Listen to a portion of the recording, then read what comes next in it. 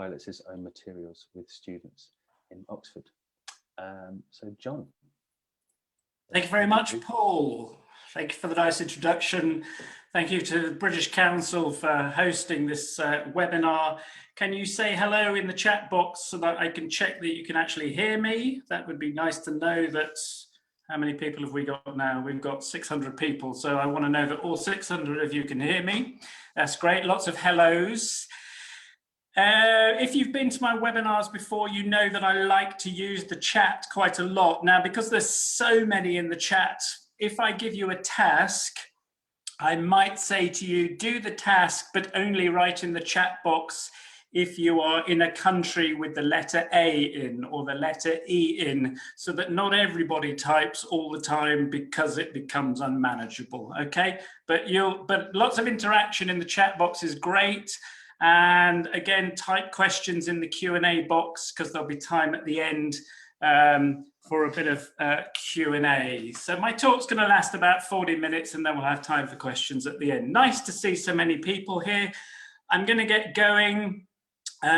So I've given quite a few talks on creative and critical thinking separately, and if you've been to any of those, you will see certain things come up that you've maybe seen before, but this is the first time I've tried to put the two things together so that we can see how they're connected. We are, of course, talking about higher order thinking, critical and creative thinking. We're also talking about them because we're told that they're two of the C's in 21st century skills, so they're important, and lots of employers now want students to emerge from schools with those higher order thinking skills to solve problems and so on. But I would thank you for Alan. Yes, great shirt. I wore it especially for you, Alan. So what I really want to focus on actually is I like creative thinking in the classroom because it's just fun and it makes language learning more memorable, more authentic. And I like critical thinking in the classroom because I believe if you get students who are critical thinkers, they actually become more effective as creative thinkers. And we're going to see how those two things are connected. Let's get going. We have this phrase in English, to think outside the box. And when we talk about creative thinking in our daily lives or in the classroom, we talk about thinking outside the box. What does this actually mean? Well, there are different definitions of creativity and creative thinking, but this idea that it's thinking outside the box is connected very much with the idea of divergent thinking. And there's a very famous test of divergent thinking or creative thinking called the Paperclip Test. And it goes something like this. You have to think of ways of using a paperclip not as a paperclip. So how many ideas can you come up with of using a paperclip that isn't for clipping paper? If you're from a country with the letter A in it, like Ukraine, can you type in the chat box an alternative way of using a paperclip? Let's see what your divergent thinking is. Fishing as a peg, as a hairpin, as a tie restrainer, David Colson, very nice. I haven't seen that one before. Hanging up a picture, as a belt, hang Christmas decorations up, phone holder, toothpicks, zippers, earrings, art, and so on. Pinning a sari. I didn't see who wrote that, but I like that one, pinning a sari. Haven't seen that one before. So the paperclip test tests your divergent thinking, and it is said that space astronauts are able to come up with about 200 alternative uses of paper clips, because in order to be a NASA astronaut or a Soviet, Russian astronaut, you have to be a divergent thinker. The paperclip test is also famously connected with some research where the researchers asked kindergarten kids to think of alternative uses, and they came up with loads. And then they asked teenagers to come up with uses, and they came up with quite a few. And then they asked adults for ways of using paperclip, and they came up with far fewer. And in this famous piece of research, it was suggested that the older we get and the more we go through the education system, the more education kills our creativity, which is also the name of a very famous Ken Robinson TED Talk on creative thinking, which you've probably seen. I'm not sure I agree, actually. I think as we get older and we become adults, we start to develop our critical thinking. and critical and creative thinking can work kind of not against each other, but the creative thinking is sometimes limited by the critical thinking. We'll come back to that in a minute. Now, what's this got to do with teaching English or planning a lesson? Divergent thinking. Well, divergent thinking in the English language classroom actually often starts a lesson because we often start by brainstorming. We might go into a class and say to students, okay, today the lesson is about sport. How many different types of sport do you know? And students brainstorm. And it's a way of judging our students' thinking, but also finding out what language they already know on the topic. So brainstorming and that kind of divergent thinking is helpful. If you find that students struggle with divergent thinking and brainstorming, one suggestion, which I got from a colleague of mine called Paul Dummett, who I write books with, was reverse brainstorming, which you can see on the slide now. The idea with reverse brainstorming is this. Imagine you go into a classroom and the topic of the lesson is what are learning and good ways to learn English words, for example. So if you wanted to start by brainstorming with the students, what are some good ways to learn new words and remember them? Students would brainstorm it. But if students found that difficult, then perhaps a more interesting approach is to reverse brainstorm and say to students, I want you to suggest all the really bad ways or wrong ways of learning vocabulary. In the chat box, can you just type some really bad ways of learning vocabulary? People with the letter E in their country type into the chat box. So try forgetting a word, yep. Lists, repeating words, while drinking wine, James Chamberlain, yes. Translation method by rote. Translating words into L1, maybe. Cramming. I'm not sure what a 504 book is. Memorizing, giving the translation. Now, what's interesting here is that you're suggesting wrong ways of learning vocabulary, but some people might think those are quite effective ways of learning vocabulary. So already we're getting our critical thinking going, following on by the creative thinking. And with brainstorming, it's kind of interesting that we brainstorm, which is divergent, and then afterwards we say which are the 2 or 3 best suggestions, and we then apply our critical thinking. So that's an interesting relationship between creative and critical thinking in the brainstorming process. It isn't just thinking outside the box and divergent thinking, it's also critical thinking. Now, creative thinking often comes at the beginning of a lesson with brainstorming, divergent thinking, but it also, we can use creative thinking towards the end of the lesson for the productive stage. Let me give you a suggestion. This is from a real class, okay? I teach some students in Oxford, or I used to teach them face-to-face, and more recently I've had to teach them with Zoom. But recently I was teaching the grammar point of have to, don't have to, can, can't. I'm sure everybody has taught this grammar point. If you haven't, say in the chat box, but I'm sure you have, okay? And you've taught the grammar point, particularly for talking about rules and what you have to do or you can't do or what you can do and so on. Now, I was teaching this lesson to the class, and for years and years and years, I have always done the same kind of lesson. So I've taught the grammar point, and then I've said to the students, think about your own country, tell me about the rules in your country. And the students have written sentences, well, in my country, you have to drive on the right, or you don't have to wear a school uniform, or you can get married when you're 18. And they write the rules, which is great practice of the language. But is it that memorable? Does it help them remember the grammar? It's not that engaging. It works at a certain kind of level, and it's solid practice for the grammar. So one of the suggestions for creative thinking that the great Ken Robinson says is that you have to break out of your routines and habits. And as teachers, we're all guilty of routines and habits. We have our favorite lessons and our favorite way of teaching a certain grammar point.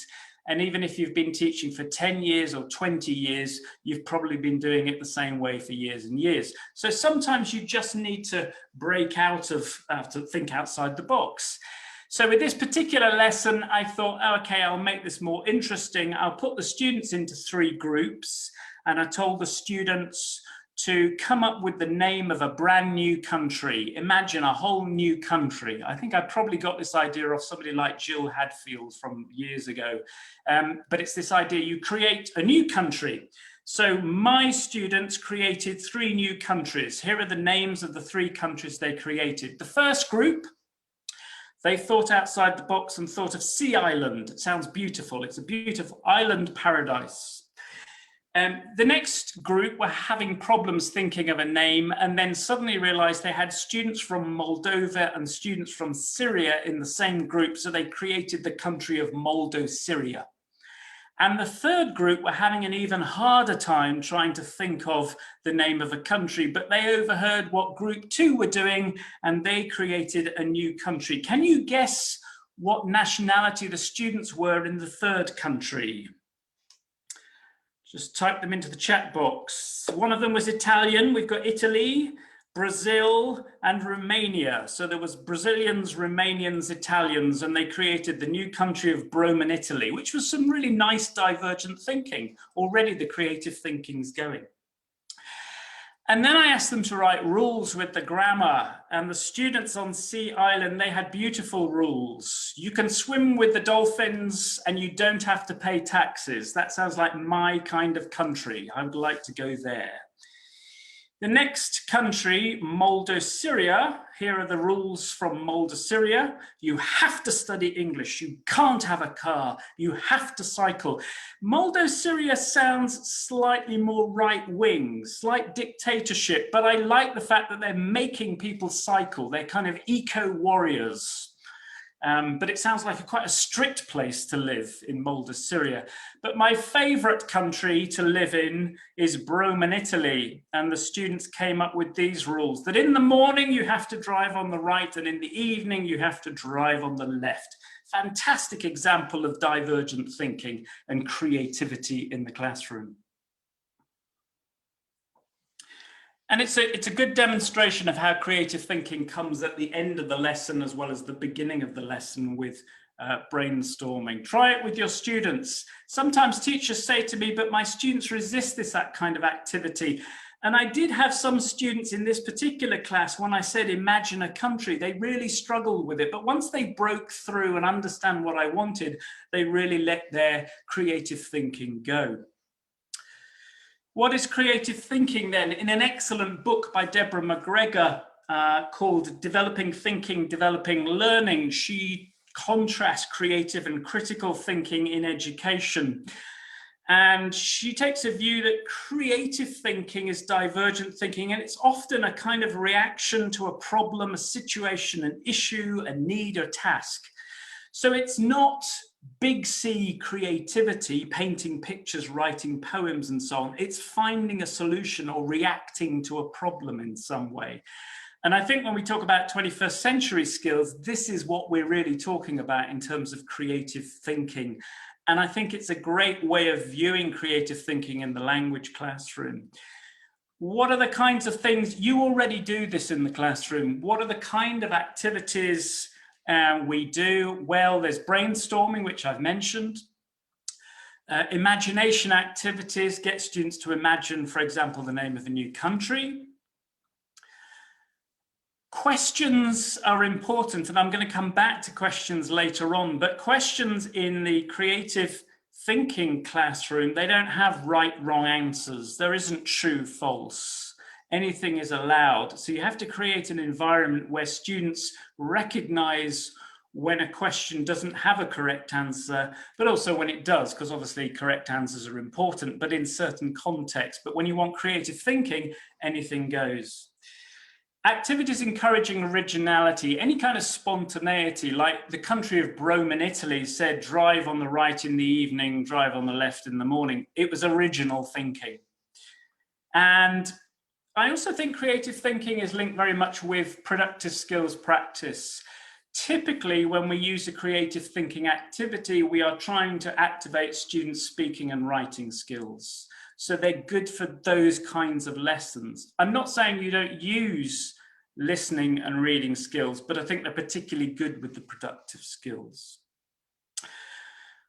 Now, all of this is great. but some students find creative thinking hard. All of us do sometimes. And there's another way of thinking, not outside the box, but to think inside the box. And there's a very good book. I'm going to give you some references at the end, but there's an excellent book called Inside the Box Thinking. And it picks up on the idea that actually creative thinking often happens within limitations. If you think of some of the greatest creative works from artists, they were working with limitations. They had to paint a painting in a certain kind of way, or they had to write a piece of literature because the king and queen wanted something, or they were living in a political system that demanded certain things. So thinking inside the box is important, and sometimes giving students limitations actually stimulates creative thinking, like the reverse brainstorming activity. So what would be a thinking inside the box? Well, quite often for creative thinking, we get students to write dialogues, yeah? We get them to practice the new language in the context of writing a dialogue.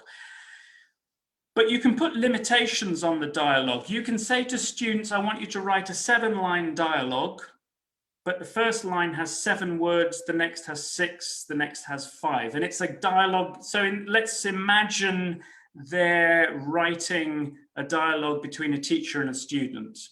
What would that dialogue look like? Well, the teacher says, did you find the English test difficult? It has 7 words. The student says, no, I think it was easy. That has 6 words. Teacher, you didn't get everything correct. 5 words. Student, how many were wrong? 4 words. Teacher, all of them. Student, oh dear. Teacher, exactly. Now, suddenly, instead of just saying to a student, write the dialogue with the new language, you're adding extra limitations, and that's actually engaging the students cognitively and making the dialogue more engaging. It's more memorable. They're having to work a little harder. It's not limited by linguistic level. You know, pre-intermediates could do this activity, upper intermediates could do the activity. You're just adding a limit to the creative thinking, which may spark more creative thinking. So that's one option with this idea that, that creativity comes through limitations. The other thing that improves creativity is when you have creative thinking, divergent thinking, alongside critical thinking or convergent thinking. And again, this is coming from the writing of McGregor. I'll give you the reference at the end. And what you have is creative thinking where you're thinking outside the box, but and responding to a problem or a situation. Critical thinking is about looking inward and analyzing and evaluating the information and data. Now, notice the verbs I use there: evaluating, analyzing. They're coming from Bloom's taxonomy, and that's where we get into the higher order thinking. And this idea of critical thinking, it's convergent, it's narrower than creative, and it's about analysis and evaluation. And I would argue that good creativity often comes from good critical thinking. And if you think about the great artists, they weren't just creative thinkers, they were critical thinkers. And they were very good at looking at other works of art and learning from it. The artist Picasso said, all art is theft. What he meant was that he spent a lot of time looking at other art and stealing ideas because he analyzed it, he evaluated it. The musician David Bowie said, the only music I really listen to is the stuff I can steal from. What he meant was he would listen to music, and if it stimulated him critically and he analyzed it and evaluated it, he took the strengths of it and applied it to his own creativity. And we do this a lot, actually, to help students in the language classroom, particularly with their speaking and writing. Let me give you an example, a very famous example of creativity. Apologies to you if you've been to my webinars before, you've seen this example, but it's my favorite. Who can you see on the screen? Thank you. Universally, internationally, everybody knows that that's Nemo. Whichever part of the world you're in, you probably know that it's from the film Finding Nemo. What's important about Finding Nemo is that Finding Nemo was created by the film company Pixar, who are some of the best creative thinkers. Their animation is beautiful. But What's really cool about Pixar films is the storytelling. They are brilliant storytellers, and they have a secret. And if you were to watch Pixar films, and I've watched quite a few because I have children, you sit there, if you apply your critical thinking or your convergent thinking, you start to analyze the structure, and you would discover that all Pixar films follow something called the Pixar Code, because Pixar story writers build Pixar films based on a 6-sentence structure. And if you want to teach story writing in your classroom, give students this structure, because they will generate stories really quickly. So it's once upon a time there was a fish called Nemo. Every day Nemo went to school. One day Nemo didn't come home. Because of that, Nemo's father went to look for him. Because of that, Nemo's father ended up in Australia, until finally he brought Nemo home. And you can apply it to other Pixar films like Toy Story, but you can also apply it to loads of other films as well.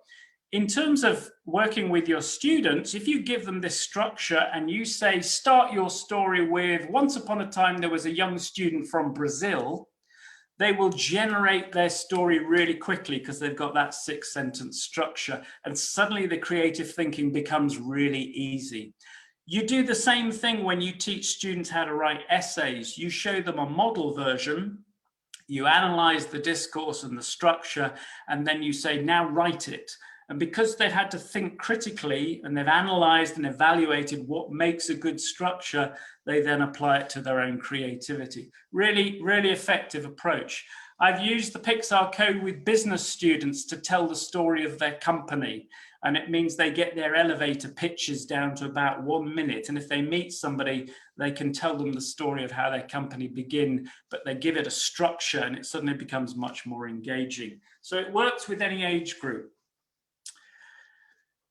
So earlier I showed you creative thinking classroom activities. Let's just see some critical thinking activities.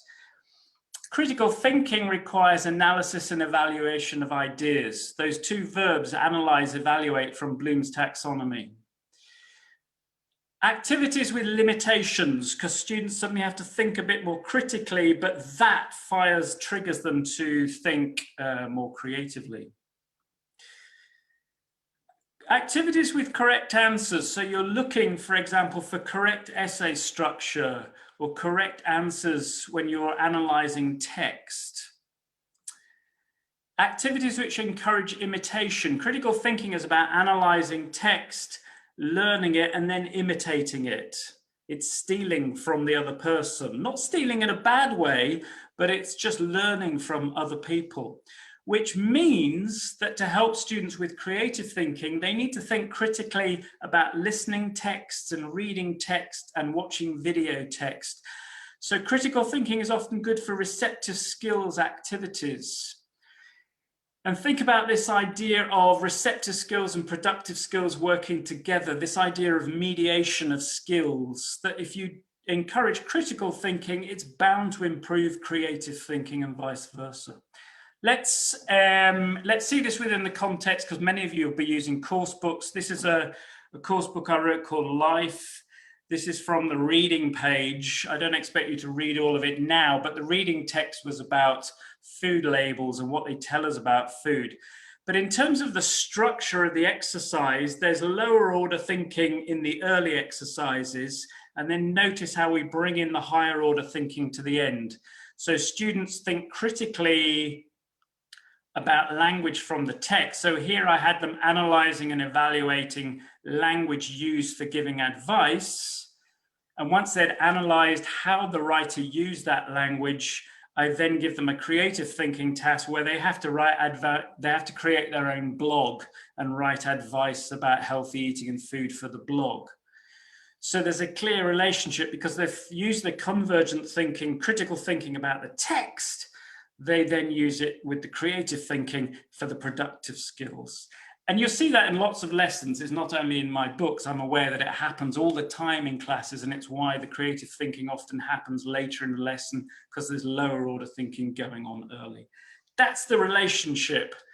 And when you plan a lesson, if you want to check that the lesson's going to be effective, look at the relationship between the exercises and look out for the divergent thinking exercises and the convergent thinking exercises. If you've got lots and lots of convergent but not much divergent, students might possibly get bored and be demotivated. Similarly, too many creative thinking exercises and not enough convergent thinking can equally be just demotivating. So you want that balance, okay? Analyze your next lesson plan and see, have you got this kind of mixture of activity types?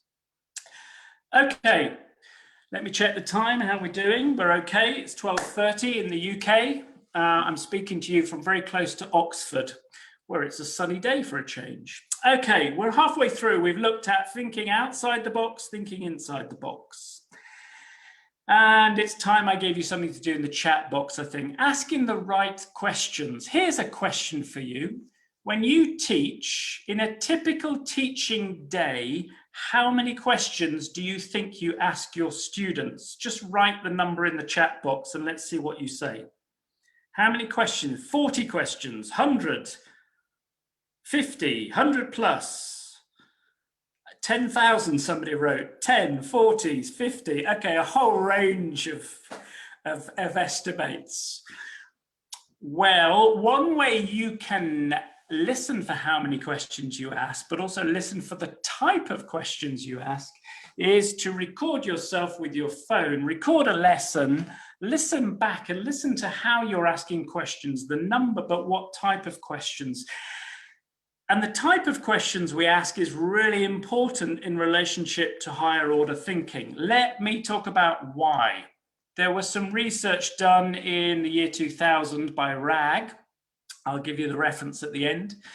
They recorded a selection of teachers and they discovered that the average teacher asks about 2 questions per minute. That's about 400 in a typical teaching day. Okay?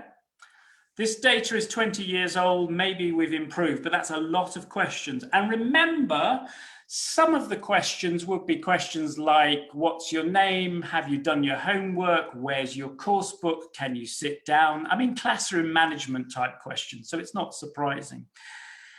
In a year, that's 70,000. If you've been teaching for as long as I have, it's possibly between 2 to 4 million in an entire career. So questions are important. We clearly ask a lot of them, so we need to think about the type of questions that we ask.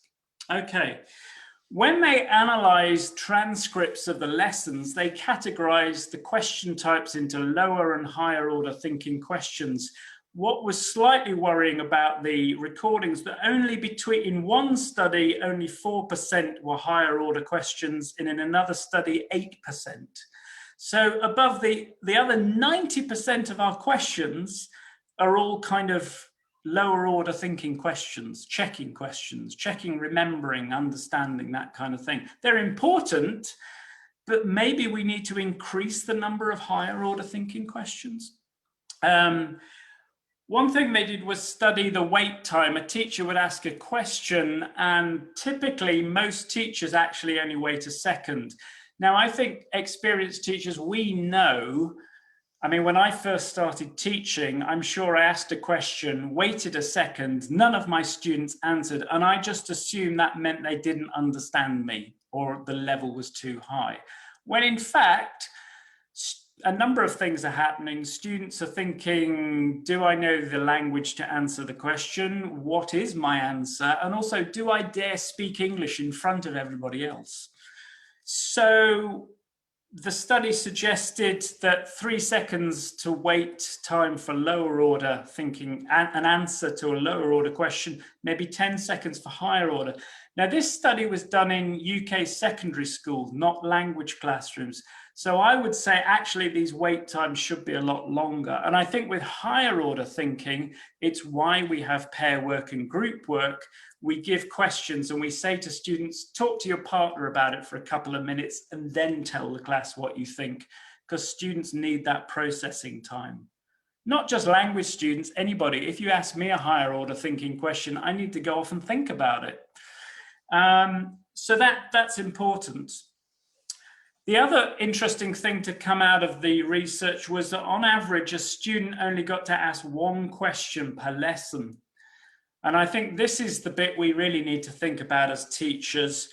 Are we letting the students ask the critical and creative thinking questions? Are we creating a classroom environment where we encourage students to ask their own questions? Surely that's more interesting than the teacher always asking the questions. And also more work for us. Let the students work.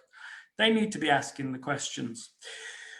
So it may be when you listen to your lessons, if you record your lessons and listen to the questions you ask, have a think about the question types. If you're listening for higher order questions, here are some of the questions you might be asking if you're going to ask creative or critical thinking questions. Not only, but these are quite typical questions that we ask to encourage these two types of thinking.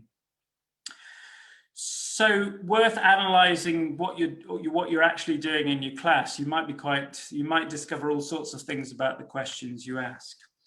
The other thing is to think about how do we apply this in a very practical way. I use a lot of photographs in my teaching. And one thing I've noticed is that black and white photos work very well for higher order thinking questions.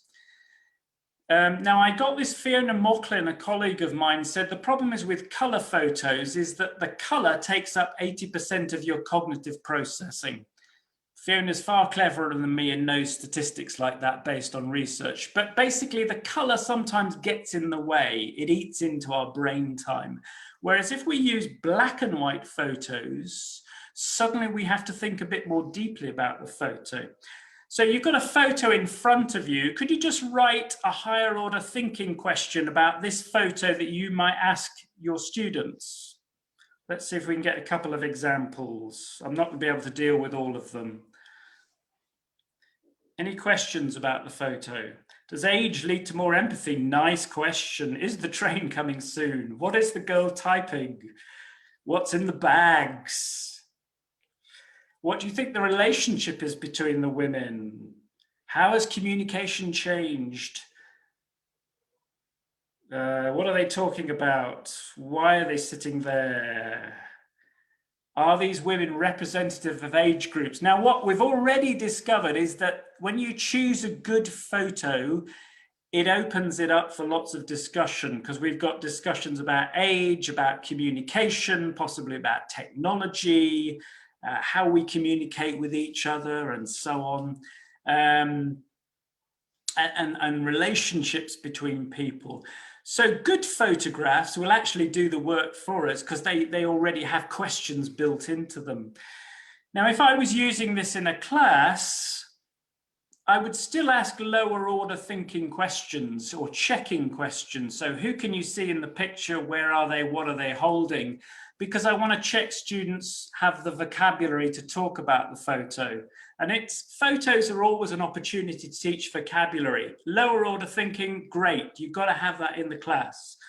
But then you start to ask other questions like, why did the photographer take the picture? Is this situation typical? Maybe the relationships between the people. Which person in the photo is closest to you? You start to draw on your background knowledge from outside the classroom. Not necessarily your knowledge of English, but life experience. And that's where the critical thinking comes in. And then you move it to the creative thinking, where you start to ask other questions like, what do you think the two women are saying? Some of you suggested this in the chat box. What's the youngest woman texting? What do you think will happen next? One activity I do is put the students into groups of 3. 2 of them role play the 2 older women and they write the dialogue. And one of the people in the group, imagine they're the younger woman and they write the text. And then the students compare what they've written and they compare the dialogue with the text. Really interesting creative thinking task. And photos will work well when they're used in this way. Importantly, though, remember from the study of those lessons, it said that students themselves didn't get to ask many questions. So one activity we could give students would be, can you write 3 questions for one of the women in the photo. So students look at the photo, choose one of the characters and write questions, and then they can get into pairs and they can ask their partner questions and do a kind of role play as though they're interviewing one of the characters from the photo. But that's really getting their creative thinking going, and it's getting them to generate the questions. So this is what I mean about asking the right kind of questions. And when you plan a lesson and you write your lower order thinking questions, also think to yourself, is there an opportunity here for higher order thinking questions? And see it kind of on a scale. As a general rule, I start with lower order thinking questions and move to higher order. Or I'll use the photo in one lesson for vocabulary work, and then I bring it to another lesson and I use the same photo again, but ask some higher order or set up maybe a role play situation. So thinking of it in terms of lower and higher order thinking like that is a good way to approach the way you write questions. Okay. 2 more tips before we finish. These are shorter tips. We've looked at thinking outside the box, inside the box, and asking the right questions. Tip number 4, we've been talking about thinking. For creative and critical thinking, students need thinking time, as the study said, ask the question and wait. And I've been thinking about this a lot because in recent months or so in English language teaching, there's been this emphasis on the flipped classroom. You'll be familiar with it, this idea that for homework, we give students some lower order thinking to do, and then they come to class and we give them some higher order thinking to do, and that's where the communication takes place. I'm not 100% convinced because I think higher order and creative thinking and critical thinking as is important for homework as it is sometimes in the classroom. Let me demonstrate why. There was some research done with business people who run very large companies. It was a business survey where they interviewed the CEOs, the heads of about 500 huge companies. And every day of their lives, these people have to think critically and creatively to solve problems and plan company strategy. And what they decided to do was interview these people, but ask them the question, when and where do you have your most creative ideas? When and where do you have your most creative ideas to solve problems, for example? Before I show you the results of the survey, have a think about it. If you're from a country with the letter E in it, can you write your response in the chat box? When and where do you have your creative ideas? Sarah Zammit on the loo, in the shower, in the bath, exercising, middle of the night. What else? Outdoors, in bed, cycling to work, in the morning, on my bike, swimming, when praying, washing the dishes, while hiking, all sorts of places, breathing, after a glass of wine. Yeah, I'm not sure how high order my thinking is after a glass of wine, but certainly thinking happens. In the water. Lots of great ideas, and many of you are giving similar answers to the heads of the company. So at number 3, while on vacation. So when they had a real problem at work, it was only when they got to the side of the swimming pool on the holiday on the beach, they could actually think of the solution. Number 2, in the shower, which many of you chose. But the top number 1 answer was traveling to and from work while commuting, while stuck in the car or on the bus or on the train.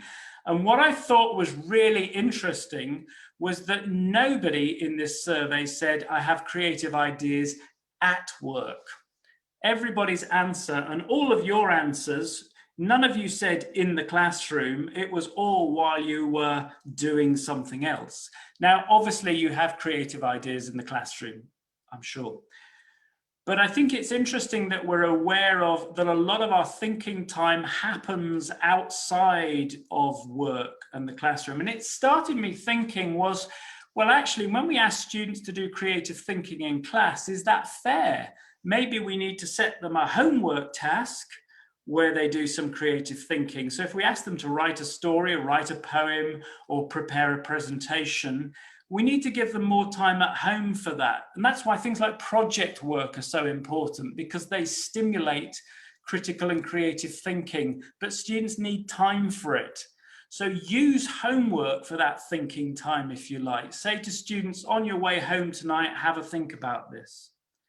It's not always in the classroom. The classroom needs to include lower and higher order thinking, and sometimes homework, as well as filling the gap type exercises and worksheets, students need to do something creative as well. That's my tip number 4. Tip number 5, my final tip, is there's an expression in creativity to share like an artist. And what it means is that when we have some creative thinking and creativity in our lives, we should feel proud to share it and show it to other people. It might be a painting, or it might be just an idea or a solution to a problem that we found. The other thing I would add is that that's the creative thinking, to share like an artist, but we also need to train students to review like a critic. And here I don't mean critic in a negative way. I mean review something so they use their critical thinking and we develop the skills of analyzing and evaluating each other's work. And this is where peer feedback becomes so important. Let me just give you a little bit of an idea what I mean. Sharing like an artist, maybe students write a story or poem and they publish it. It's easy for students to publish. If you're teaching online classes, they could go ahead and share it on the screen, or they could share it on a class blog. If you're doing face-to-face, they could pin it around the classroom walls. If you've given the group a problem to solve, maybe in your Zoom lessons, you've sent them to the breakout room, or in class, you've put them in groups, you want them to present their solution to the problem at the end. We want to hear what all the groups have come up with, what creative ideas they've had. Take a photo and share it. One of my favorite activities, my students love taking photos with their phones. So one of the activities I set, sometimes if I'm doing a particular topic in class, I'll ask students to take a photo related to the topic. They'll do this for homework to give them thinking time, and then they share their photo. Now in a face-to-face class, I'd give them 5 minutes at the beginning of the lesson to switch their phones on, mingle and show each other their photo and talk about it. If it was online, I could use a tool like Babble, which you can see on the screen. Babble is a free tool. You upload your photo, but then you can record yourself describing the photo. Okay, so in the lesson that you can see on the screen, we've got somebody's taken a photo from a holiday, and then they record themselves describing where they took the photo. And that way students share photos from their holidays. So if you were teaching a lesson on the theme of travel or holidays, you could have them do a presentation. This is brilliant because Babble gives you, the teacher, a recording of the student, so you can assess the student, give them some formative feedback, but students can also listen to each other and give each other feedback as well. So it's really useful. There are other tools like Loom, Screencast-O-Matic that will do the same thing, but Babble is quite neat and you can password it. So it's a nice little tool for creative thinking tasks. Get students to perform a dialogue. So once students have written their dialogue, get them to perform it to the class. So if you've had them online in the breakout rooms preparing their dialogues, bring them back to the main room and they present. Maybe they'll do the 7-line dialogue I showed you earlier. And also presentations. Presentations are so important for students, particularly in 21st century skills in the workplace. I've taught business English. Students will have to present all the time. They find it really hard. Not surprisingly, people find it hard to present in their own language, never mind in English. So doing presentations in class is important. And one thing I do, I like show and tell presentations where students choose an object that's important to them or a photo, they bring it to class and they tell the class about it. I included this in a course book I wrote called Life, and we recorded a Russian speaker and she presented a dress which she'd inherited from her mother, which her mother had made in the 60s. And she gave a wonderful show and tell presentation.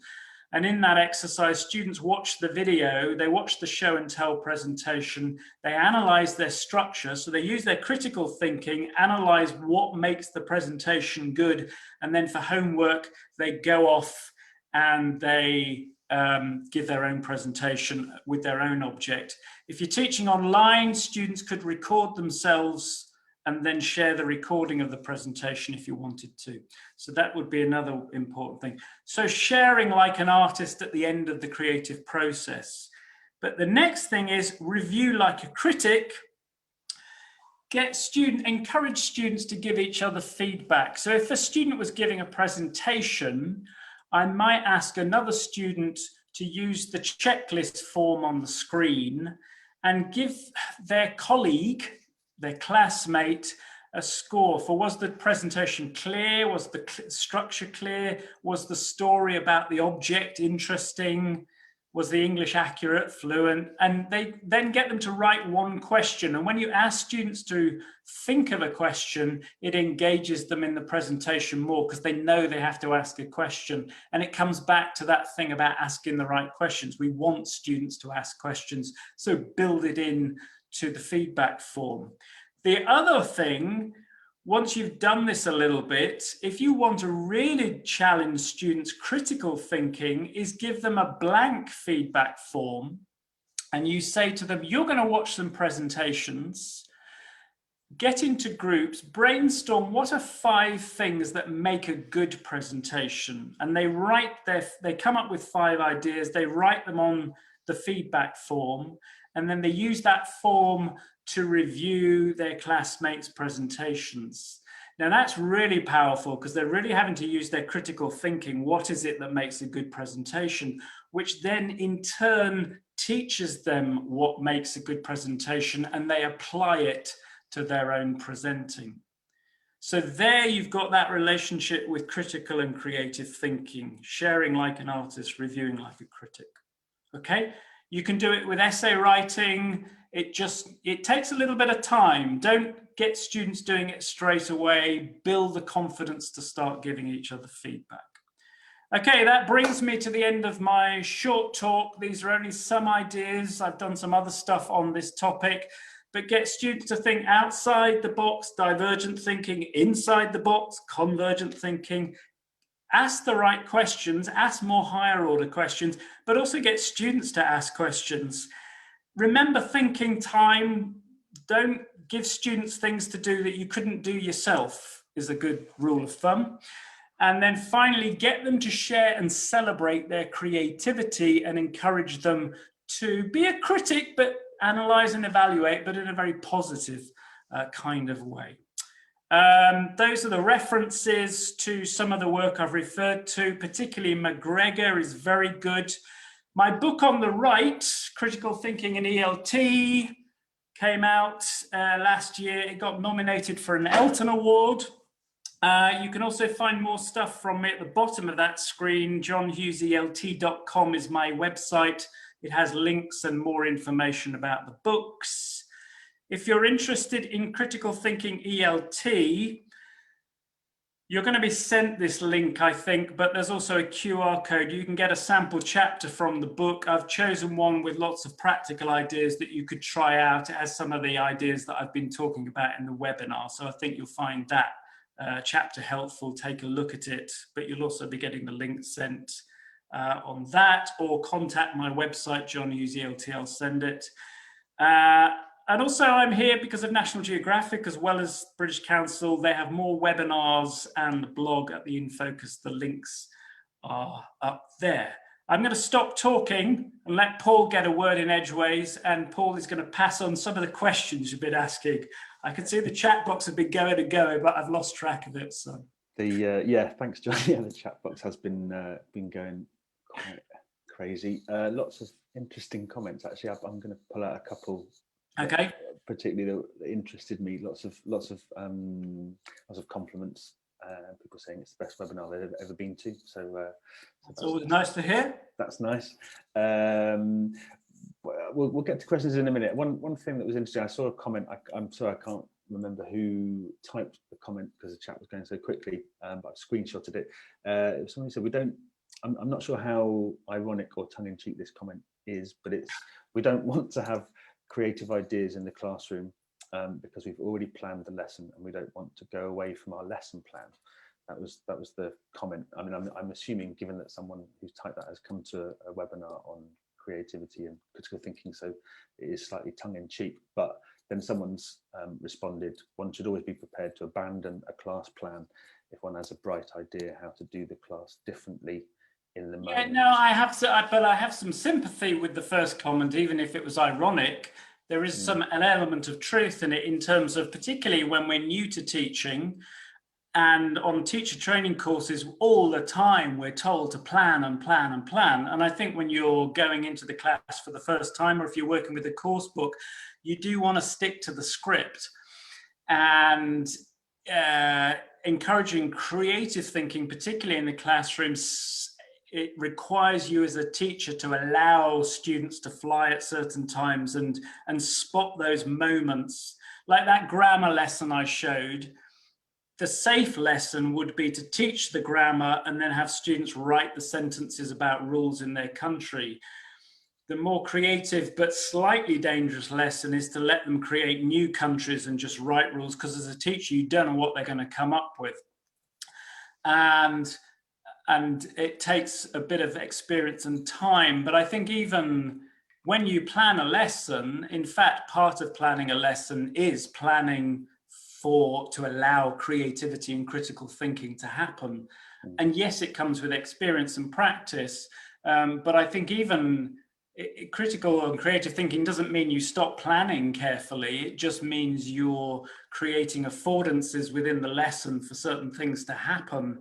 And maybe on your lesson plan, you've got your thorough description of how you're going to teach a grammar point, and maybe your productive stage where you tell students to get into groups and give them one question. Maybe there's less written in that part of the plan, but that's the bit where the interesting stuff happens. It's where thinking outside the box happens. So I can see the point actually in that, but yeah. No, I wasn't being dismissive of that comment. Obviously, we have to plan lessons, and that's how we're taught from training, is lesson planning.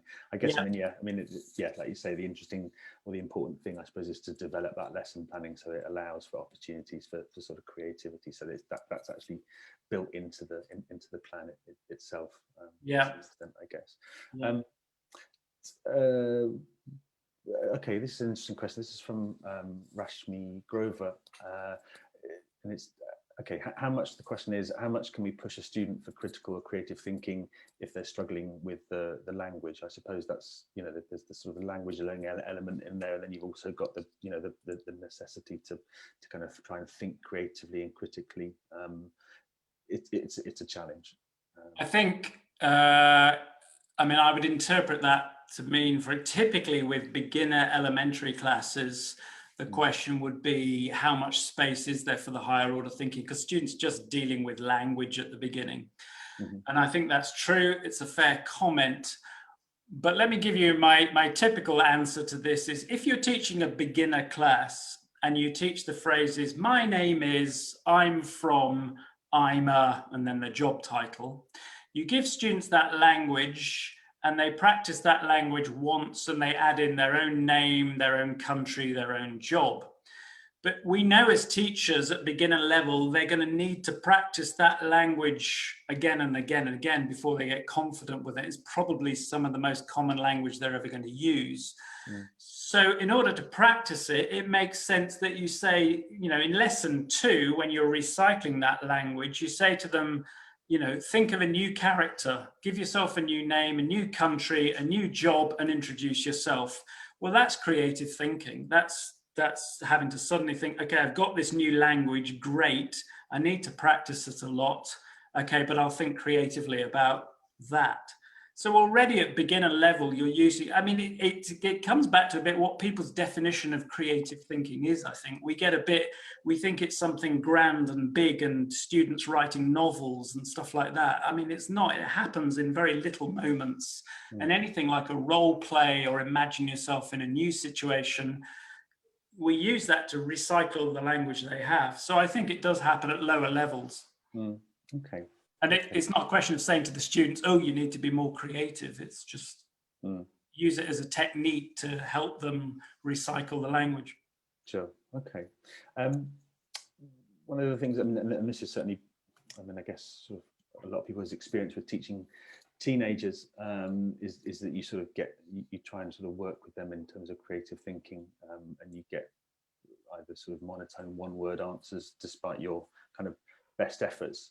So this is kind of related to that, to teaching teenagers who can be sort of reluctant to sort of show their creativity or their critical sort of side. Is that something that you just suggest sort of chipping away at and sort of incrementally kind of build Sometimes on? I think it may be a little generational thing we have going on, where if you've got an old teacher like me, if we ask students to write stories and stuff and write it down, that isn't necessarily what teenagers these days are doing. They're storytelling, but they're storytelling through photos and video and stuff like that. One of my favorite examples of this, I do this activity which I presented to some teachers, where when you've done the unit in a course book, as a final activity to recycle the language in it, for homework you say to students, take a photo based on the topic of the unit. So maybe it's historical places or something. Students then for homework take a photo of a historical place. They come back and then they present it. And what's great is students really think creatively about how can they take an interesting photo, because they know they're going to share it. So they want to show something really quite creative where they've really thought about the photo. Then they have to think about the language they're going to need to describe it. And I presented this once, I think I was in the Ukraine, and then a few weeks later, a Ukrainian teacher contacted me back. She had a class of teenagers, and she sent me a link to a video, and she'd done the unit on food and said to the students, take a photograph of food and bring the photo. But 3 students got together. They weren't told to, but they got together and they thought, well, that's boring. We're going to make a video. And they went out with their phone and they went round the city to different places where they like to eat. And they stood in front of these cafes and they talked about the cafe and said what you can have there and so on. And on top of that, where you'd normally have subtitles, when they used a piece of language from the unit in the course book, they popped it up just to let the teacher know they had used the language that she'd taught them. Now there you've got an example of teenagers using creative thinking. And to be honest, you've probably got a really cool teacher and they were working with the teacher knowing she's the sort of teacher that responds well to that kind of outside the box thinking. And so there I think you've got, it's just how you approach it. Are you a teacher that's encouraging a classroom where students feel like they can take responsibility? I mean, I know it's a cliche, responsibility for your own learning, but it's so true. And there it was responsibility for, creating something new. So it's kind of tapping into that, I think. But it's true for teenagers, true for adults. Sure. Okay. It's an interesting one. I mean, I think probably a lot of the people watching the webinar are maybe working in schools or institutions where obviously there's assessment and there's examinations and so on that come up at the end of the year that perhaps don't necessarily include questions on or encourage the sort of the creative and critical thinking that we're kind of talking about in the classroom. Mizuka Tsukamoto referred to your create your own checklist idea and how that might be incorporated into kind of course assessment rather than perhaps the traditional exams. I've used that, for example, when I've taught for the Cambridge First exams where students do the speaking. Obviously the examiner has the set of criteria and you know what's being marked, but I'm not sure it's always helpful to give students those criteria because they're written for examiners, and examiners are a whole different mindset to the rest of us. And what I do is, once students have maybe watched some video versions of speaking exams on the first, I put them into groups and I give them the blank sheet of paper with the 5 blank criteria in groups. Say, what do you think the examiner's really looking for? What makes a good speaking interview? And they discuss, and of course it's accuracy, fluency, but it's other things like they come up with, like, you know, good body language, direct eye contact. As an examiner, and I've done Cambridge examining, you like the student who walks in, looks you in the eye and says, hello, good morning to you. I mean, there's all of that psychology going on. And then, you know, does the student use a wide variety of vocabulary? So you get the students to discuss what they think makes good criteria. Then they role play the speaking task and they assess each other using the criteria they've developed. And if you like, then show the criteria that the examiner might use and just compare, you know, what's similar, what's different about the criteria. So I think you can use those techniques in exam classes. Okay, great. John, I'm very aware of time, so we're going to kind of leave it there with the questions. Okay. There are a few. Hopefully, I've kind of managed to cover a broad range of them. Those of you who've typed your questions in, and hopefully they've answered your questions. John, thanks ever so much for the webinar. Really engaging, and lots of. I think someone's put, this is the best webinar ever. So there you go. So there's another